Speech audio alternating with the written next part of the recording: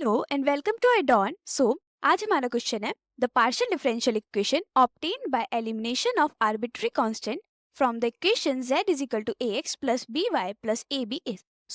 इसमें कांस्टेंट क्या है? सबसे पहले we need to identify that constant is a, b and ab and x and y are the variable. हमें constant eliminate करने हैं in z is equal to ax plus by plus ab से।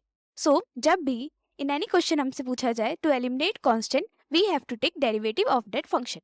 since derivation से हमारे जो constant होता है वो eliminate होता है and integration से we get a constant, that is integration से हमारे पास आता है integration constant and when we take derivative we eliminate that constant since derivative of the constant is 0 no matter हम किस variable के साथ derivative ले रहे हैं। using this way हम इसको सॉल्व करेंगे and since it is a PDE तो हमें कांस्टेंट एलिमिनेट करने के लिए एक बार डेरिवेटिव लेना होगा with respect to X and एक बार with respect to Y.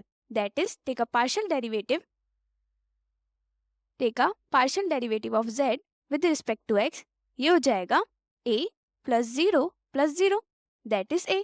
Now take a partial derivative with respect to y। ये हो जाएगा 0 plus b plus zero that is b।